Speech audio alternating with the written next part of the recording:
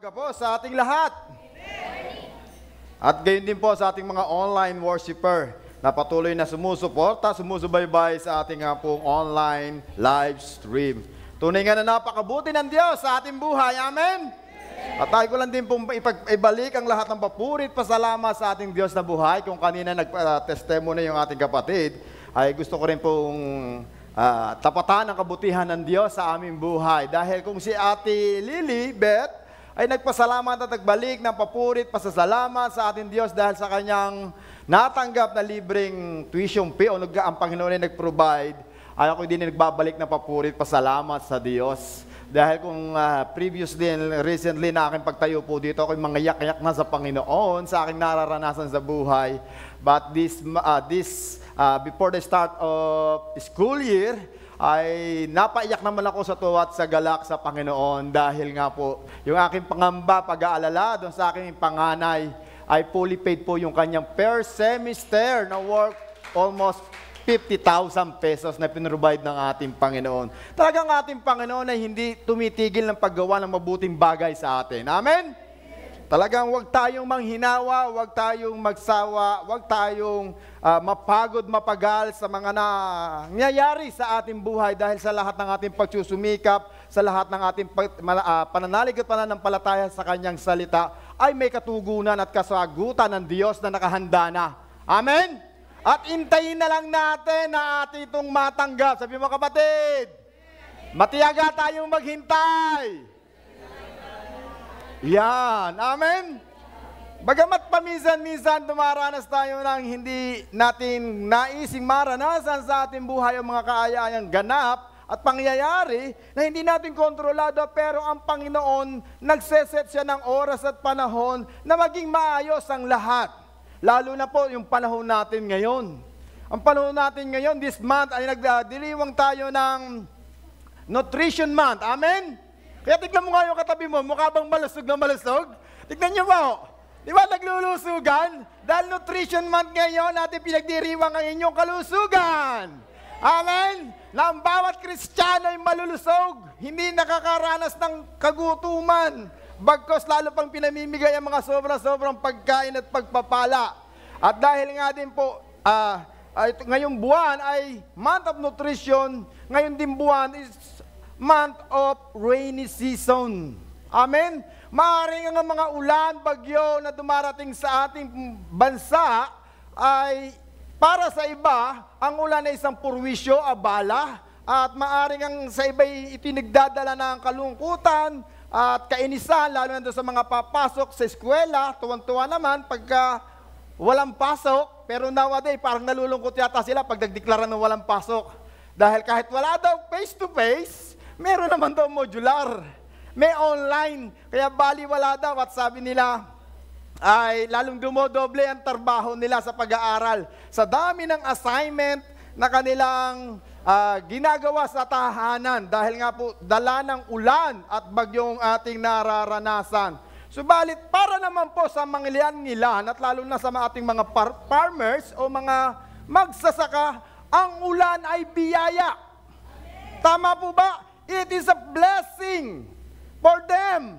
Dahil sa ating bansang Pilipinas, almost 75% ng ating lupain ay puro pananim.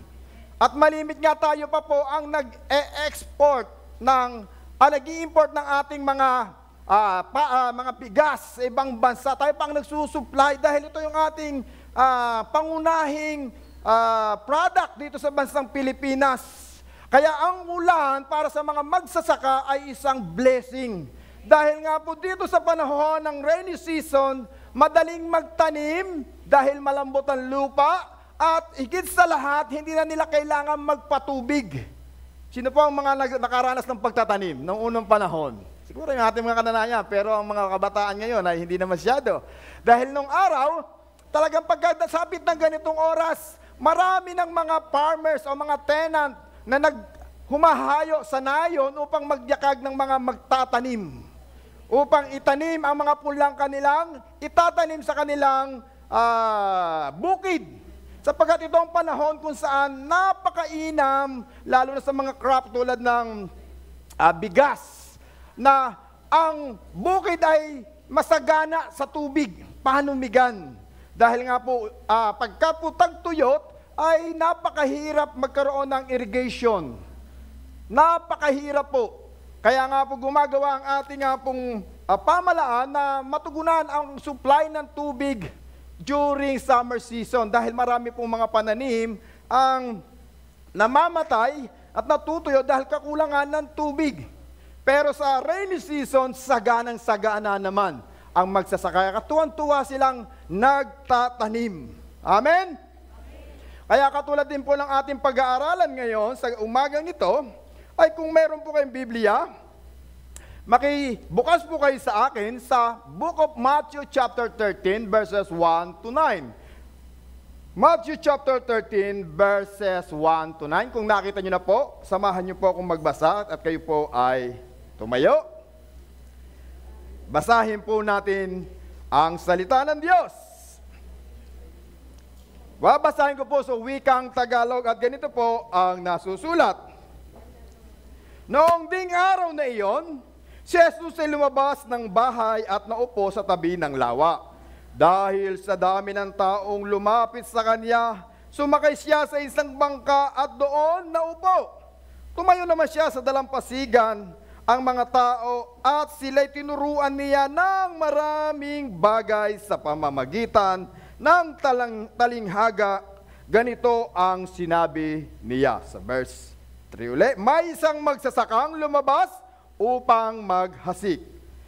Sa kanyang paghasik ay may mga binhing nalaglag sa tabi ng daanan. Dumating ang mga ibon at tinuka ang mga iyon. May mga binhi namang nalaglag sa mabatong lupa. Dahil sa manipis lang ang lupa roon, sumibol agad ang mga binhi. Ngunit natuyo agad ang mga ito, nang mabilad sa matinding init ng araw. Palibhas ay mababaw ang ugat. May mga binhi namang nalaglag. May matinik na halaman, lumago ang mga halamang matinik at sinakal ang mga ito. Ang mga binhing tumubo doon. Ngunit ang binhing naghasik sa matabang lupa ay namunga. May tig-100, may taga-60, may tig-30. At sa verse 9, makinig. Nadidinig niyo po ba ako? Ang may pandinig, make it so. Sabi mo nga sa tabi mo, kapatid. Make it so.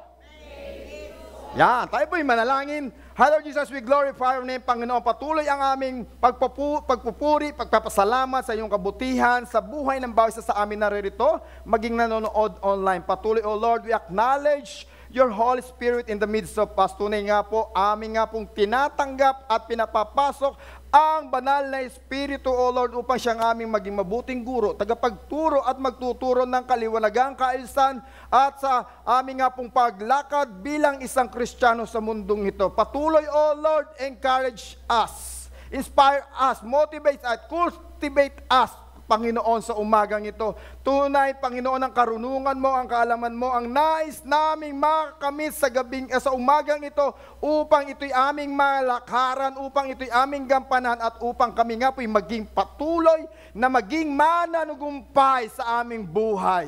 Kaya, O Lord, patuloy na gamitin mo lamang ang iyong lingkod upang iyong instrumento at patuloy naming ibinabalik ang lahat ng papurit parangal. Let your will, in your way, in your wisdom will be done in this morning. In Jesus' name pray. Amen and amen. Makakaupo na po kayong lahat. Hallelujah. To God be the glory. Ang malakas na palakpak nga po para sa Panginoon. Wag po tayo magsamang pumalakpak sa ating Diyos. Dahil karapat dapat natin purihin, sambahin, at bigyan ng mataas na parangal ang ating Diyos. Sa pamagitan siyempre ng ating pasasalamat at ng ating palakpak. At dito nga po sa ating storyang binasa, ay isang magandang parabola. Parabola na kapupulutan ng aral at karanasan at kasanayan sa ating buhay na maaari natin itong maging reference sa ating pamumuhay spiritually and physically sa mundong ating ginagalawan. At ang pangangaral ng Panginoong ito is about the kingdom of God. At hindi nalingid po ito sa atin.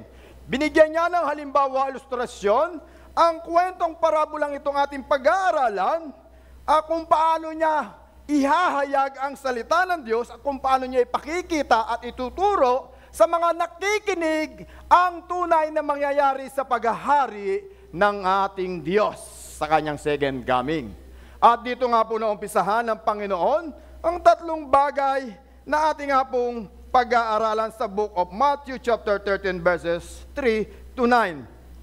Na meron tayong nakikita po dito, we find three basic things in this parable: the sower, the seed, and the soil. Una natin pag-aralan ang the sower.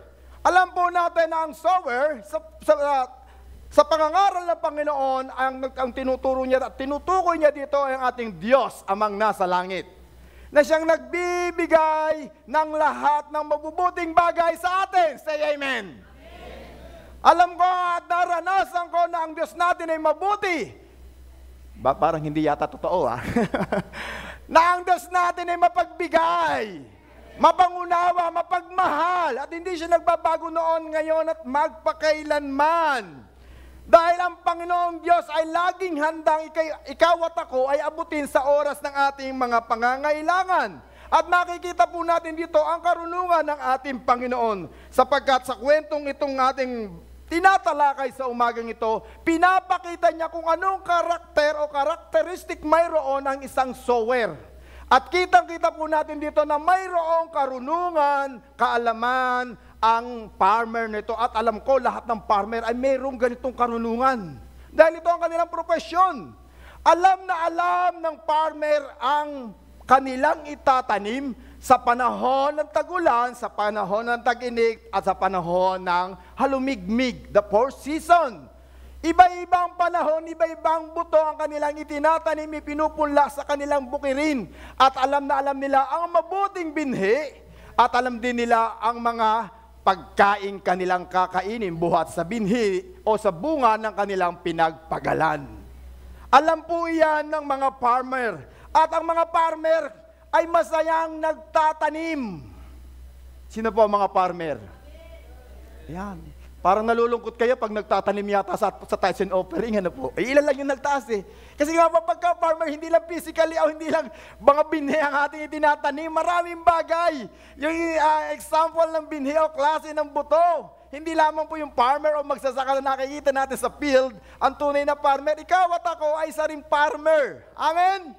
Yung ating nga pong tithes and offering ay isa nga pong buto na ating itinatanim na we expect and we pray na sa future ay tayo aani. Salamat sa isang nag-amen. Parang yung iba ayaw niyatang mag-expect na mag-aani. Ano? Para saan pa yung ating pagtatanim kung di tayo mag-expect na umani? Ano aanihin natin kung di tayo mag-expect? Amen? Dahil ang magsasaka, kaya siya nagtatanim, nag-expect siya ng aani ng hindi lang 30 folds, 60 folds, and 100 folds. Kaya tayo nagpapakapagal, nagpapakahirap, nagsasakripisyo kasi gusto natin meron tayong maabot, meron tayong marating. Kaya nga po tayo nagtatrabaho dahil gusto natin tayo ay magkaroon ng sahod. Tama po ba? Meron po ba ngayon nagtatrabaho ng libre? Meron yung free time, yung ating overtime. Ano, hindi siya overtime, may overtime. Bakit? Minsan, wala kasi pong bayad. Ano? Pagka late, may kaltas. Pero pagka overtime. Ino-offer lang, hindi na overtime.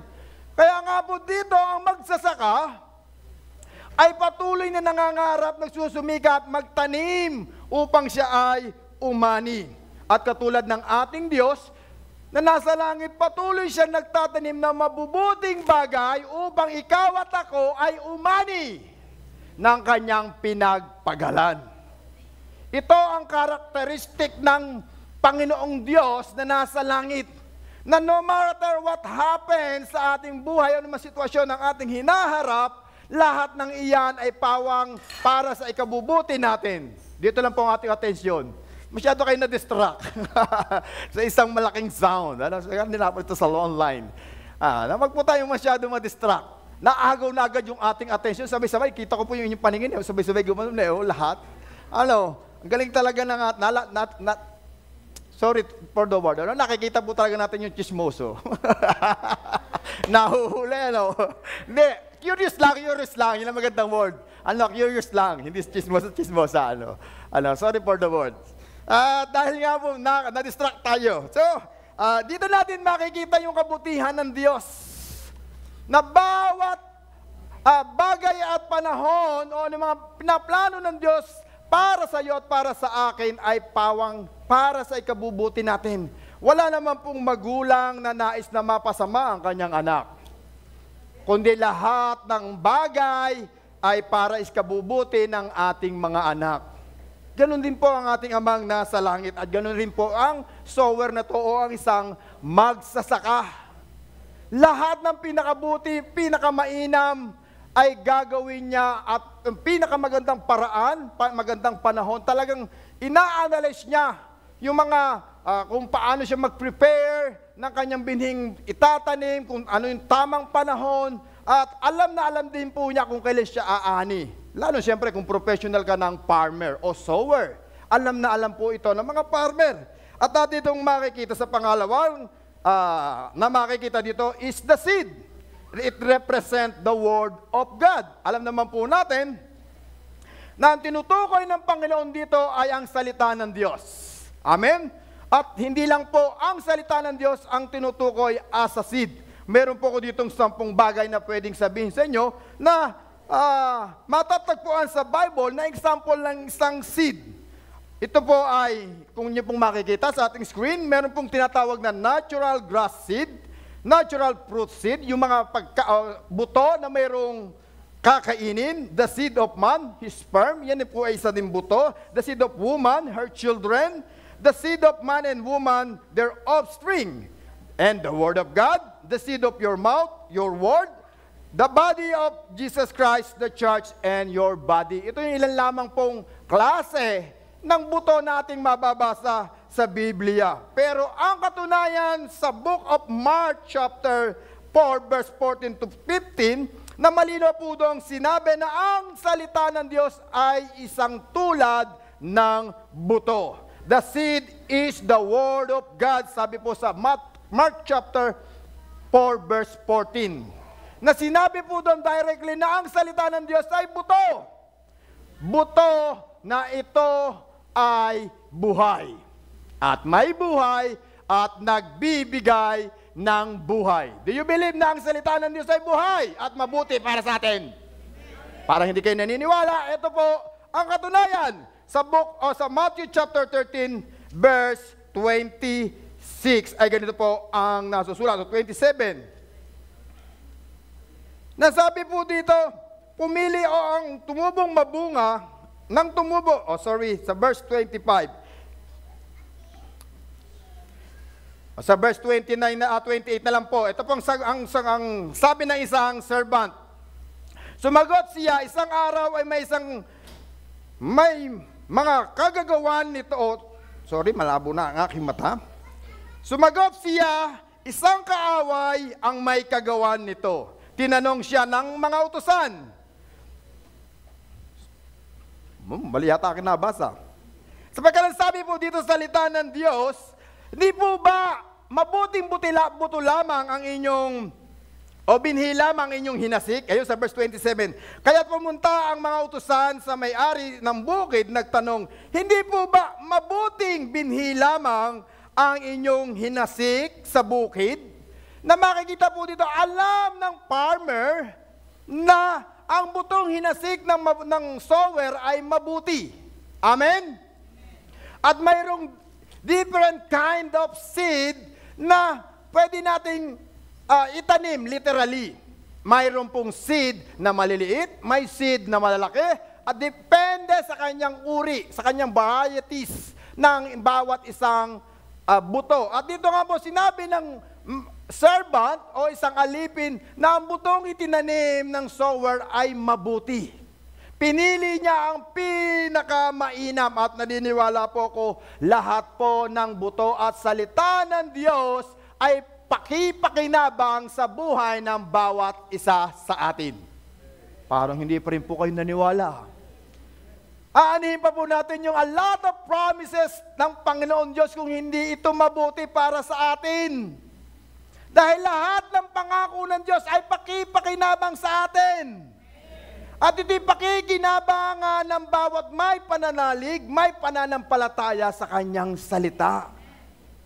Marami na pong ebidensya sa New Testament kung paano pinakinabangan ng mga nauna sa atin ang salita ng Diyos. Kaya nga po tayo pumaparit-parito dahil naniniwala tayo na may makukuha tayo at makakamit ang pagpapala buhat sa salita ng Diyos. Dahil po tayong lahat ay may pananampalataya, kaya po tayo naririto. Hindi po mabubuhay ang butong ito kung wala itong buhay. Naniniwala po ako personally na ang butong ito ay may buhay. Bakit po? Sapagkat kung ating babasahin ang buto na nalaglag on the pathway, ano po ang nangyari? Na naghasik po daw ang magsasaka, mayroong butong nalaglag sa pathway o sa daanan. At ito'y nakita ng ibon at ito ay tinuka. Bakit po tinuka ng ibon? Ang buto? Bakit po? Simple. Dahil may buhay. Hindi naman po tututukain ng ibon kung hindi niya pakikinabangan at ikabubusog. At alam ng mga ibon kung ano ang mabuting binhi. Alam na alam po yan ng mga hayop. Ba't po kayo sa akin nakatingin? Hindi po ako hayop. Huwag din mo sa katabi nyo. Alam na alam po yan ng mga hayop. Kung ano yung pinakamainam at mabuting buto na kanilang kakainin. Kahit nga po tayo, di ba, pag namimili tayo sa palengke, pinipili natin yung mabuting prutas, yung maganda, alam mo na masarap at hinog. Ganyan din po, lalo na ang mga hayop. At take note po, sa mahilig magkape.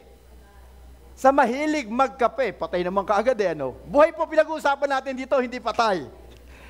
Yung mahilig pong magkape, alam niyo po ba na mayroong isang hayop na isa sa pinakamahal na kape ang ipinuproduce niya?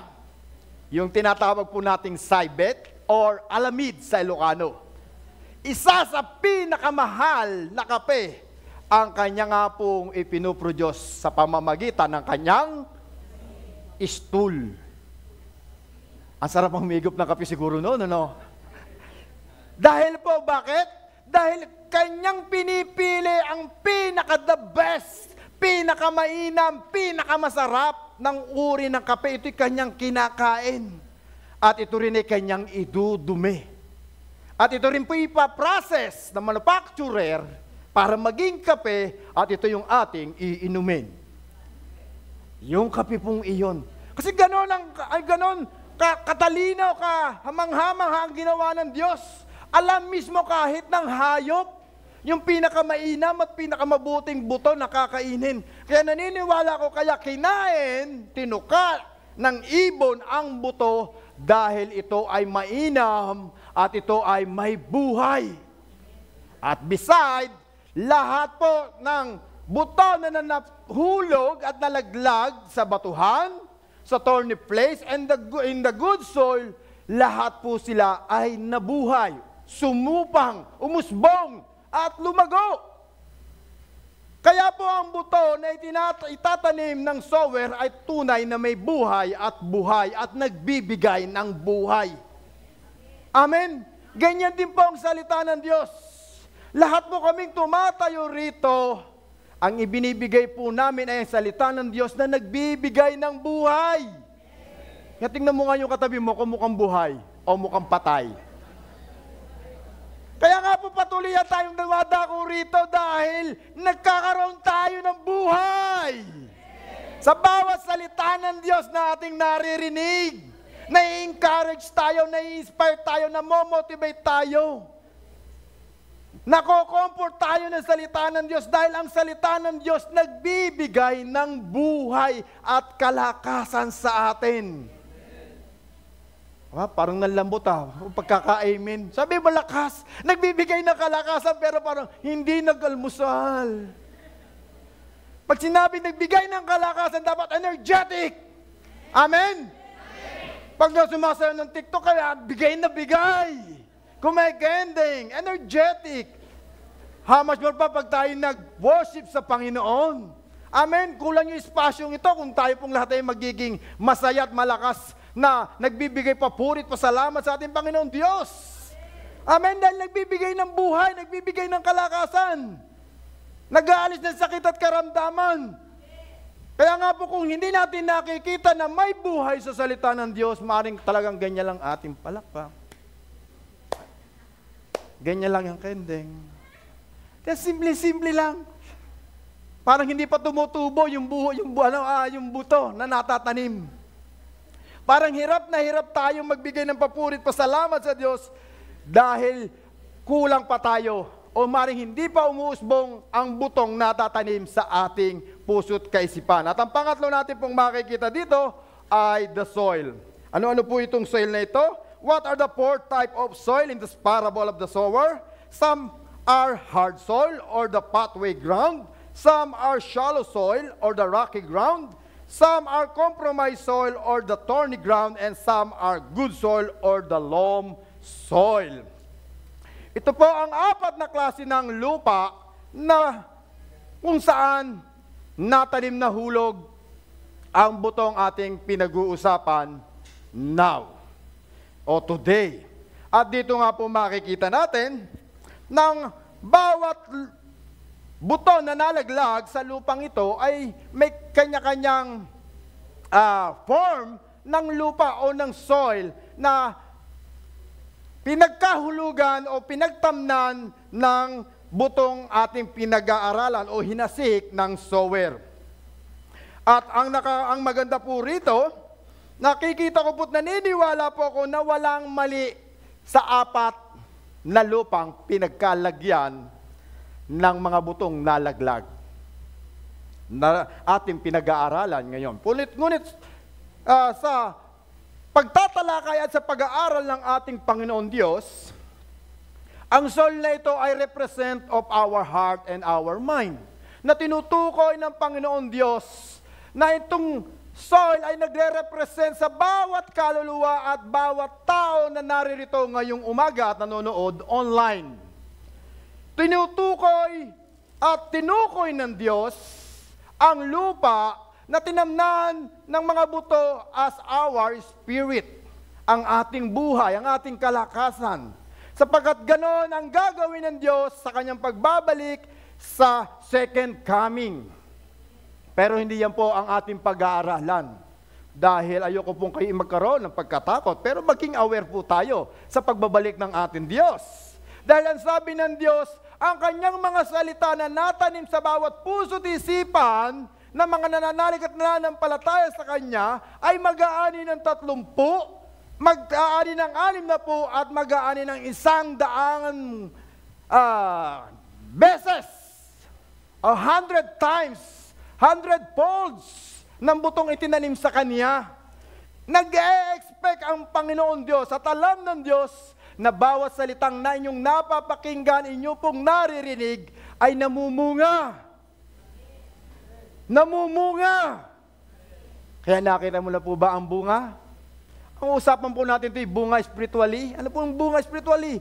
Dapat meron ka pong nahihilang kaluluwa na ibinibigay sa Panginoon Diyos. Una ang iyong sarili, pangalawa ang iyong buong pamilya, at yung pangatlo maaring iyong neighbors, iyong kaibigan, ang iyong katrabaho, ang iyong mga nakakasalamuha sa iyong pamumuhay. Ito ang tinatawag na bunga pag inusapan natin yung kingdom of God. Pero hindi po ito ang aking tinatalakay nowadays. How do we apply the Word of God today in this parable? May mga bagay po ako ditong nakita. Sapagkat kung ating pagmamasdan po rito, the keyword is this. Kung sa verse 9, na ganito po ang ating pong mababasa. Sa Matthew chapter 13, verse 9, makinig ang mayroong pandinig. Sabi mo, kapatid, makinig ang may pandinig. Kaya nga po ang pamagat ko, make it so. Make it so. I do believe personally, walang mali sa buto. Tama po ba? Kung pag-uusapan natin at bibigyan natin ng ilustrasyon ng buto, ito'y salita ng Diyos, walang mali sa salita ng Diyos.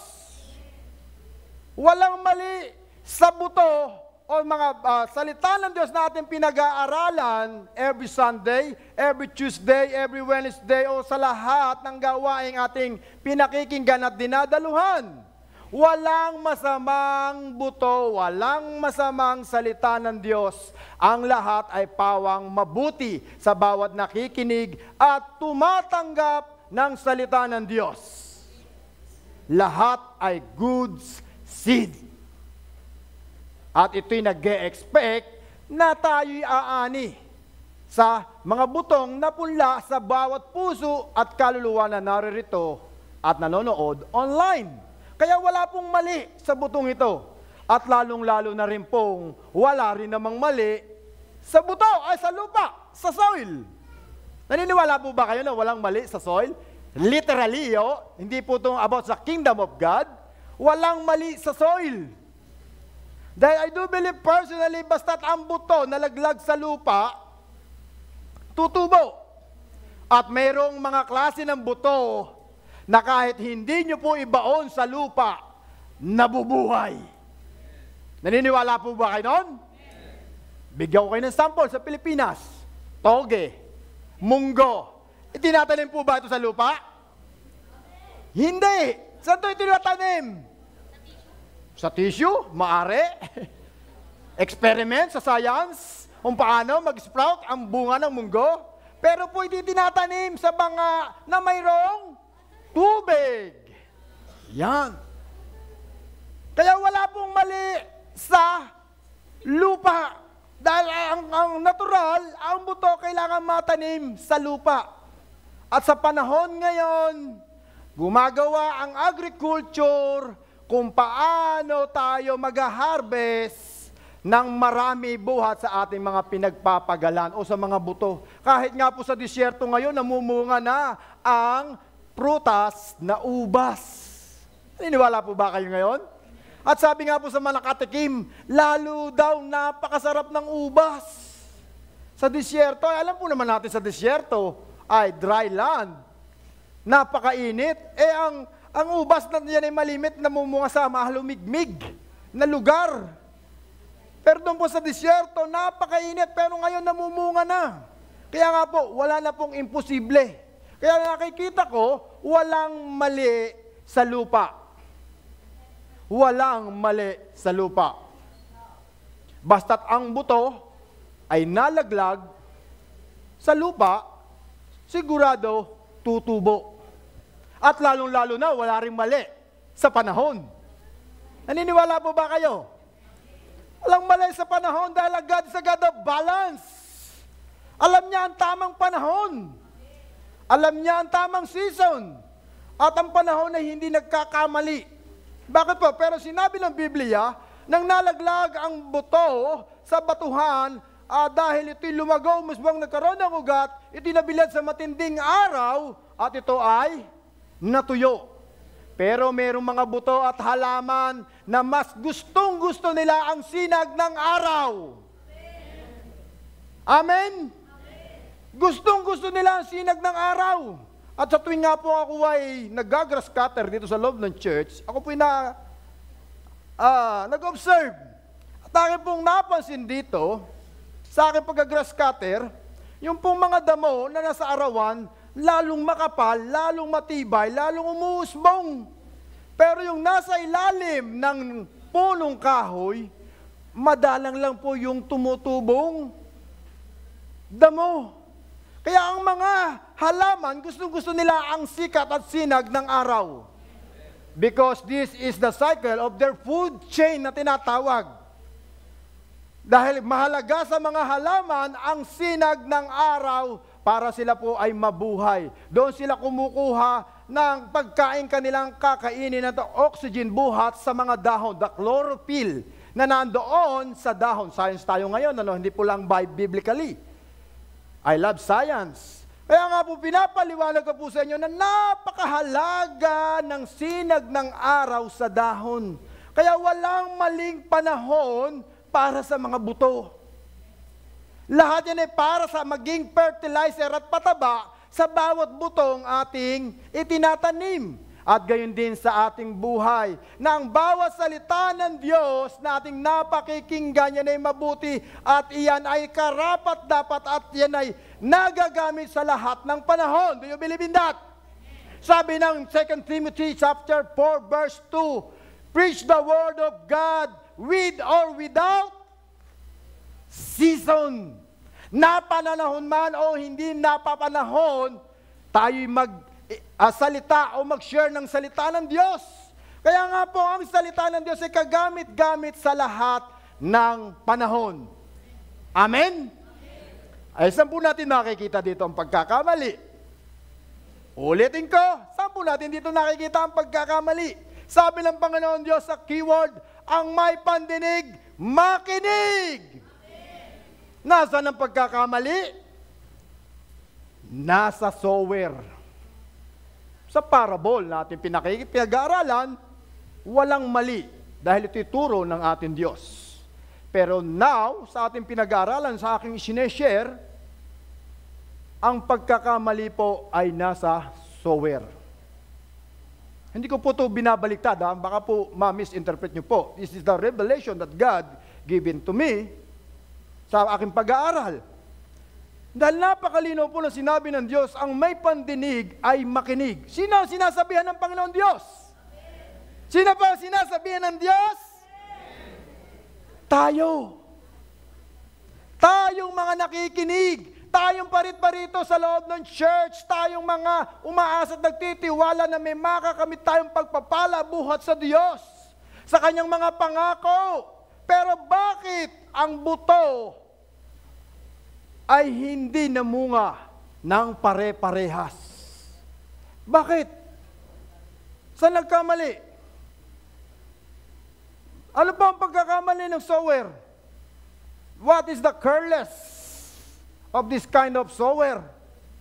Dahil kung ang sower na ito naghahangad ng pagpapala buhat sa Diyos, binigyan siya ng buto na salita ng Diyos, lahat yan ay kagamit-gamit sa ating buhay.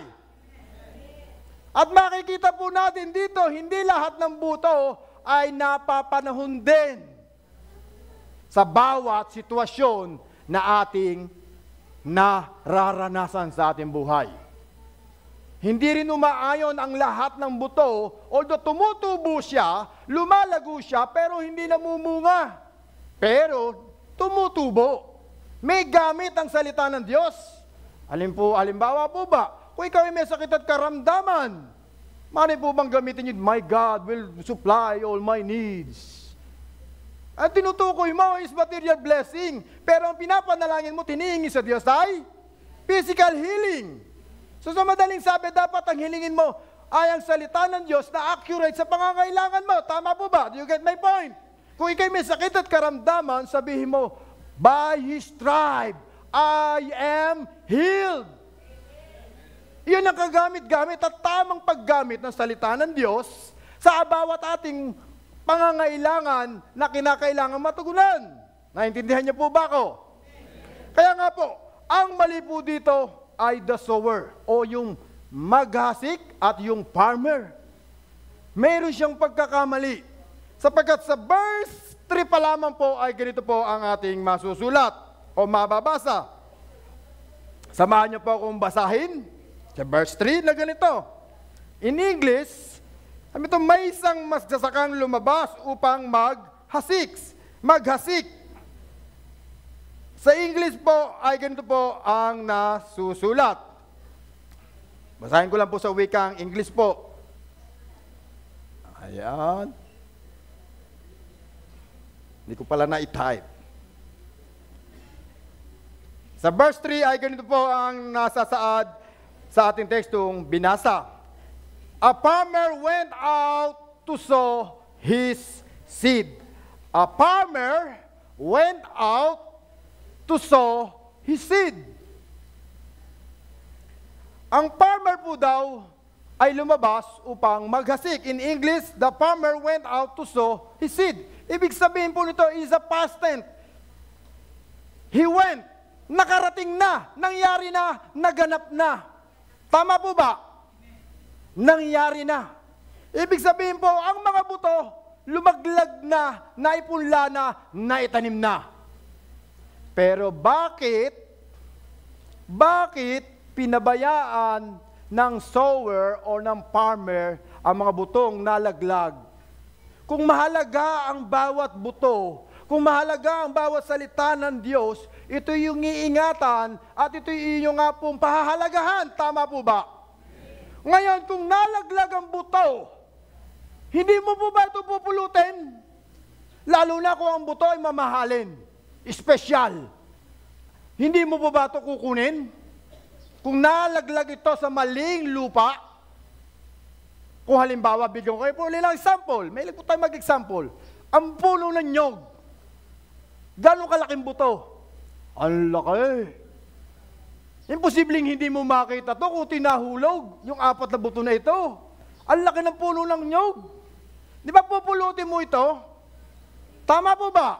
Pailagay kung saan dapat siyang tumubo. At kung mahalaga ang buto, katulad po ng isang melon, tama nga ba? Melon. Alam niyo po ba sa Japan, mayroong isang buto ng melon na nagkakahalaga ng almost 50 million pesos. Ang mahal, di po ba? Isang espesyal na melon. Kaya gano'n nila pinahahalagahan ang bawat buto ng melon. Kaya kung ito'y malalaglag, milyonaryo ka na kaagad. Tama po ba? Pupulutin mo kaagad ang buto na to. Dahil espesyal po ito sa Japan. Gayon din po ang salita ng Diyos. Higit pa ito sa 50 million. Amen? Buhay mo ang nakasalalay dito. Yung bang buhay mo, halaga lang ng 50 million, ipagpapalit mo? Hindi. 100 million, ipagpapalit mo ba ang buhay mo? 1 billion, ipagpapalit mo ba ang buhay mo? Kung ibigay sa iyo ang lahat ng kayamanan sa mundong ito, ipagpapalit mo ang buhay mo? Konti na ang naghindi. Ganon kahalaga ang buhay mo na katulad ng butong itong ating pinag-aaralan. Nalaglag. Dahil kung ikaw ay isang masipag at matiyagang farmer, katulad sa ating binasa dito po sa Matthew chapter 13 verse 28, na ganito po ang nasusulat. Sabi niya sa Panginoon, tinanong siya ng mga utusan, bubulutin po ba namin ang mga damo? Bakit niya po sinabi yun? Bubulutin po ba namin ang mga damo? Dahil ang mga farmer nito ay likas na, masisipag at matiyaga. Walang tamad na farmer. Walang tamad. Aba, mamaniwala. Kaya wala ring tamad na Kristiyano. Kaya kung gusto nating umanay, magsikpag tayo. Gusto natin ng pagbabago, ayaw naman natin umalis sa pwestong kinalalagyan natin. Paano tayo magbabago? Paano tayo aanay? Sabi ng servant, bubulutin po ba namin ang mga damo? Dahil mayroong kaaway na gustong makisali, makiagaw sa nutrients na para sa buto. Bakit hindi niya sinaway ang ibon? Natutukain ang 50 million na buto. Di ba, hahabulin mo yun? Oh, shh, shh, shh. Hala, 50 million yung butong yan. Tama po ba? Bubugawin mo, sasawayin mo. Dahil alam mong mahalaga ang buto. Hindi mo hahayaang ito ay kunin at kainin lamang ng mga hayop. Dahil ang buto hindi para sa lupa, hindi para sa hayop, kundi ang buto para sa iyo. Nais ng Diyos ito'y matalim sa puso't isipan mo. Kaya, lalago yan, sisibol yan kahit hindi mo alagaan, pero, hindi magbubunga kung hindi mo aalagaan, hindi mo kukultivate. Tutubo at tutubo ang salita ng Diyos sa puso't isipan mo, pero hindi mamumunga ng maayos sa sagana kung hindi mo iingatan at aalagaan. At higit sa lahat, ang farmer na ito, bakit hindi niya nakitang nalaglag ang mga buto sa iba't ibang uri ng lupa? Nakita na po ba kayo kung paano maghasik ang farmer? Sa mga kabataan, mga hindi. Bibigyan ko po ng sample uli kung paano maghasik ng buto ang isang farmer. May buto po ako dito ng munggo. Ang mga farmer po, pag naghasik, hindi po yan ganyan isang tumpok lang, na parang ang farmer po, pag naghasik, ganito po yan. Maglalakad yan sa field, and ganyan po yan maghasik. Ganyan po yan maghasik. Nung araw, ganyan po. Grabe, yan. Di po ba, ganyan niya maghasik. Masipag naman yung nanay kong magwalis, okay lang yan. Kasama yung ating mga worker dito. Ginaganyan po yan ng maghasik. Maghasik ka ng maghasik. Hindi ba, habang siya lumalakad, hasik po siya ng hasik. Ganyan po ang mga farmer. Ganun po ang paghasik noong araw. Hindi po katulad ngayon na iniisa-isa dahil po na-cultivate na siya sa tamang pagtatamnan. Kaya ngayon po, sprout na, kaya siya inililipat na lang.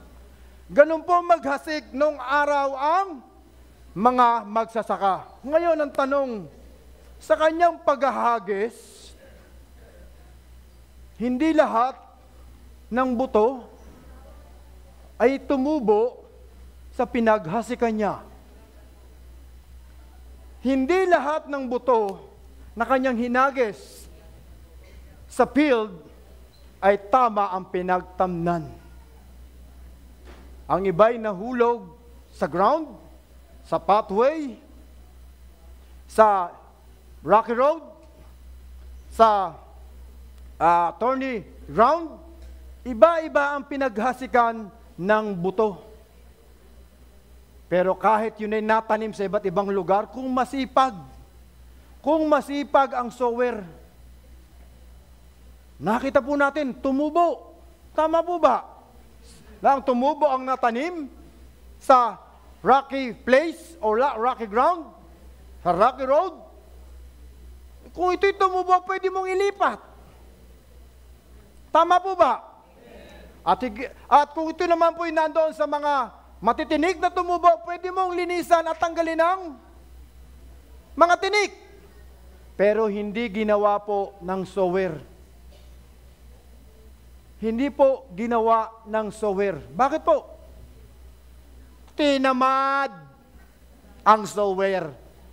Sabi mo, kapatid, hindi ikaw yun, ha? Sabi mo, kapatid, hindi ikaw yun. Nako, naulan, di mo na ako mag-church.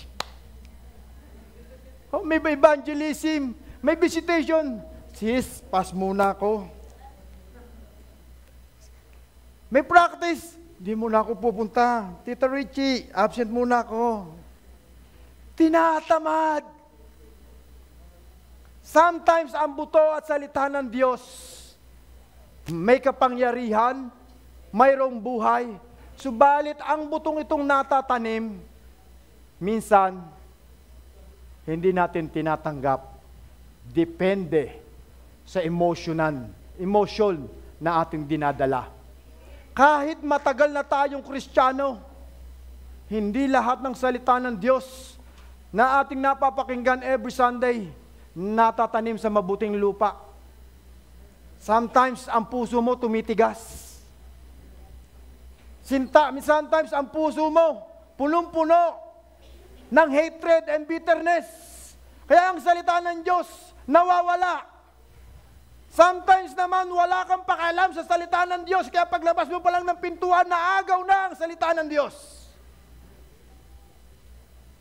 Pero yung iba, na napumukaw sa kanilang puso't isipan, nakatanggap nila ang rema ng salita ng Diyos.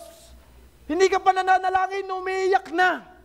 Dahil damang-dama nila ang pag-comfort ng salita ng Diyos. Damang-dama nila na may buhay sa bawat buto, sa bawat pangako ng Diyos na kanilang naririnig, buhat sa mga pangakong ibinibigay sa atin.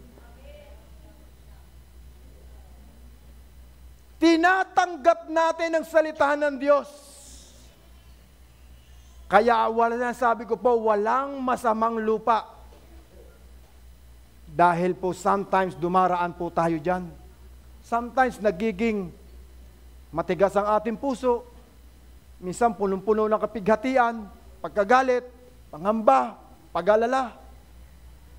Sometimes naman, open na open ang ating puso. Dahil sa sobrang bigat na ng ating nararanasan at nararamdaman. Ang bigat na ng ating pong pinagdaraanan. Kaya bawat small little word ng salita ng Diyos, damang-dama natin at ito'y namumunga sa ating puso. Pero malimit, yung salita ng Diyos, paglabas pa lang po natin sa pintuang yan, tinukana ng kaaway. Ouch! Ang sakit. Tama po ba, mga kapatid? Nawala na. Hinayaan natin na mawala ang salita ng Diyos na ating pinakikinggan. Kaya nga po ang pamagat ko, make it so. Magsipag ka, magpakasipag ka, mag-double time ka. Tayong lahat, maging matiyaga. Ano ang dapat nating mga gawin upang umani tayo ng 30-fold, 60-fold, and 100-fold? First, be intentional and focus whenever the Word of God is presented. Dahil nga po, ang salita ng Diyos nating napapakinggan every Sunday ay pilit tutukain, aagawin ni Satanas. Sa paglabas mo pa lamang sa pintuang yan, minsan yan, di ka pa nalabas inaagaw na ng katabi mo Tingnan mo yung katabi mo.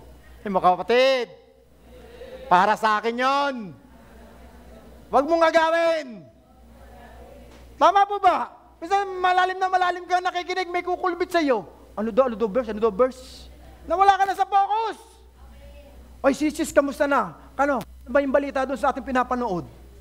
Ano nangyari? Man nakikinig ka ng salita ng Diyos, hindi ka pa nalabas. Inagaw na. Tingnan mo yung katabi mo, yung may cellphone. Tingnan mo, Word of God yung ba binabasa? O tinitingnan yung post ng kanyang crush. O updated sa kanyang mga pinapalo. Ano na kaya post niya? Nasaan na status niya? Nasaan na kaya siya ngayon? Nag-post na kaya siya? Distracted na agad tayo. Yung salita ng Diyos, nasa loob pa lang ng church, nawala na. Pero wag po kayong mag-alala. Talagang nangyayari po yan. Kahit nga po sa langit ang Panginoong amang nasa langit dinemonyo Naniwala po ba kayo? Kay Job, tinanong siya ng Panginoon, nandun siya sa langit. Ang sabi ng Panginoon sa Job, sa Diablo, saan ka galing? Pumarit pa rito po sa lupa at sa langit. Nasa langit ang demonyo noon. Dinidemonyo ng Panginoong Diyos. Dinidemonyo ang Panginoon Diyos ni Satanas. Sa church pa kaya, hindi demonyohin? Huwag po kayo tumingin sa akin, hindi po ako yun, ha? Tingnan mo naman yung katabi mo. Say mo, hindi rin ikaw yun, ha? Kaya sabi ng salita ng Diyos, kailangan be intentional. Kahit hindi mo sigurado na ito'y mamumunga, kunin mo. Huwag mo sabihin, sayang, wala si Skis para sa kanya yung salitang yun. O wala si nanay, wala si kapatid, para sa kanya, tama-tama sa kanya, siya yun siya yun, para sa kanya yung salitang yun. Sabi, be intentional. Nasahin mo, namnamin mo, tanggapin mo, na para sa iyo ang salita ng Diyos. Hindi ka nagpunta rito para kay crush. Amen? Nagpunta ka rito para sa Panginoon at ang salita ng Diyos, ang pangangaral niya, ang pangungusap niya, tanggapin mo. Kung lahat ng estudyante nag-aaral ay nakikinig sa teacher, naniniwala ko personally, lahat yan may sabit with high honor. Tama po ba? Pero hindi naman po lahat kasi na estudyante sumusunod sa teacher. Kaya ang teacher, dumadami ang wrinkles. 10% lang po yata ang nakikinig sa loob ng school o sa loob ng classroom. Lahat ay puro bulakbol at pasaway. Kung kami noon nagkakating klase, ngayon kahit hindi nagkakating klase, okay lang. Bakit? Sa cellphone na laang. Kunyari, physically present pero panay ang attack sa likod. Panay ang cellphone. Oops, sa mga estudyante. Kaya kung ang lahat ng estudyante makikinig, I do believe personally, may honor. At yan po yung akin nakita at nasaksihan po yung gumraduate yung aking pamangkin. Lahat po sila, buong classroom nila. Hindi po sila nagpabaya sa pag-aaral. Wala ni isa sa kanilang 58 po ata, 56 student with honor na gumraduate. Bakit po? Dahil lahat sila nakinig. Lahat sila sumunod. Lahat ng itinuro ng teacher, walang nasayang. Kaya kung tayong lahat ay makikinig sa salita ng Diyos, hindi lang isa, dalawa ang yumayaman. Hindi lang isa, dalawa ang gumagaling sa sakit at karamdaman. Hindi lang isa, dalawa, tatlo, apat ang pumaparit pa rito sa loob ng church. Dahil kung ang salita ng Diyos ay natatanim at itong tinatanggap, at tayo laging nakapokus sa salita ng Diyos, lahat tayo ay aani ng 30, 60, 100 po at higit pa sa ating iniisip, hinihiling at ipinapanalangin. Naniniwala po ba kayo? Yes. Sino nakatanggap na ng salita ng Diyos? Yes. Tinanim mo na ba? Yes. Tinanggap mo na ba? Dahil kung yan ay tinanggap mo na, alagaan mo. Stay in God's Word until it take a root. Hayaan mo na ang salita ng Diyos ay mag-ugat sa iyong puso't isipan. Kailangan maging rooted ang salita ng Diyos sa iyong puso't isipan. Hindi lang sa binti mo nagkakaugat. Hindi lang sa binti mo nagkakaroon ng barikos. Dapat sa puso't isipan mo din. Uy, parang wala na nag-amen ah. Tinamaan yata yung mga may baricus. O yung may mga baging na sa sobrang laki. Kailangan na magkaugat, hayaan mo. At habang kakaugat, kailangan remove anything in your life that is contrary to the God's Word. Remove anything in your life that is contrary to God's Word. Sabi ng salita ng Diyos, Panginoon, gusto niyo mabunutin na namin ang mga talahib na tumubo kasama ng mabuting binhi? Bubunutin po ba namin? Kailangan. Bilang isang magsasaka, kailangan linisin natin yung mga peste, yung mga toxic na mga words, mga kaibigan, katarbaho. Kung pwedeng iwasan, iwasan. Pero huwag mo naman kainisan. Huwag mo rin kainggitan. Kung pwedeng iwasan, iwasan. Lalo na yung may mga tao talagang makasalubong mo pa lang, hindi na matahimik yung inyong espiritu. May mga tao talagang ganyan. Amen? Kung talagang gusto mo mang kamayan, lilihis ka talaga. Kahit wala pa siyang ginagawa, naiinis ka na. Meron po talaga. Lalo na kung ibabalita niya sa iyo yung buhay ng may buhay, talagang iiwasan mo siya. Pero wag mo naman kainisan. Remove. Mismong ikaw maglagay ng distansya sa mga taong ito na hindi kapupulutan ng magandang bagay. Hindi ko naman po sabing iwanan mo din at layuan yung asawa mo, ha? Baka mamaya may nasabi siyang hindi maganda, iwanan mo na. Asawa mo na yan. Lifetime na yan. Forever mo na yan. Amen? Pag mo lang pansinin yung mga sinasabi niyang masasakit, mga paalalang mayroong kasamang pagmamahal, in the end, kayo din naman na magsasama. Tama po ba sa mga asawa? Arang hindi nakarelate yata yung mga mag-asawa. Wala na nag-amen. Patuloy pa rin nating mahalin. Just imagine, na fall in love ka dyan before. Kaya dapat yung pagmamahal mong yun, hindi nagbabago. Amen? Alisin mo lang yung mga salita o yung mga bagay na kanyang nagawa na nakasakit sa iyo. Pero wag mong iiwanan dahil naniniwala ako, ibinigay yan ng Diyos sa iyo. Pag ibinigay sa iyo, tanggapin mo. Para sa iyo yan. Kahit hindi mo yan parehas ng ugali, hindi mo yan parehas kung paano kumain, kung paano matulog, kung paano manamit. Tanggapin natin, kapatid. Amen? Magiyang katabi mo ngayon. Hindi mo siya katanggap-tanggap, tanggapin mo dahil binigay sa'yo ng Diyos. Aniwala po ba kayo? And ang huli, live with a humble attitude, acknowledge your continued needs of God's Word. Live with a humble attitude, acknowledge your continued need God's Word. Na maging uhaw tayo palagi sa pakikinig, pagtanggap, at pagnanasang makausap ang salita ng Diyos o makausap ang ating Diyos sa ating buhay. Na tayo pumarit pa rito kung saan man may gawain, kung saan man nahahayag ang salita ng Diyos. Huwag tayong manghinawang makinig at pumulot ng mabubuting bagay na inilaan ng Diyos para sa atin. For the sower who put his time, effort, and resources into the seed sown in the soil, Jesus called us to not to be discouraged. Instead, we should preserve and hope in the fruitfulness of His labor. Ito ang mga salitang pinaghirapan, pinagtrabahuhan, pinagpasakitan ng Panginoon Diyos para tayong lahat ay umani at managana in our lives. Sapagkat ang pangako ng Diyos, siya'y pumarito upang ang bawat isa sa atin ay mabuhay ng magkaroon ng buhay na ganap at kasiyasiya.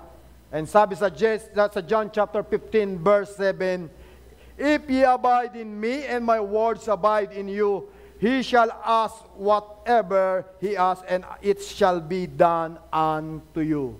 Kung patuloy na mananatili ang salita ng Diyos sa ating puso't isipan, anuman daw ang ating hingin at hilingin sa Kanyang pangalan, ibibigay ng Diyos. Ibibigay ng Diyos. Pero ang malaking tanong, naitanim mo na ba? O hawak-hawak mo pa lang din ang salita ng Diyos? Ang sabi ng Panginoon, kung sino ang mga may pandinig, makinig! Itanim po natin, panghawakan natin, pangalagaan natin, at huwag tayong tumigil hanggat hindi namumunga ang bunga ng ating pinagpagalan. Dahil mayroong nakalaang mga pagpapala sa bawat taong sumusunod, nakikinig sa salita ng Diyos. At yan po aking maiiwan sa umagang ito, and God bless you all. Make it so.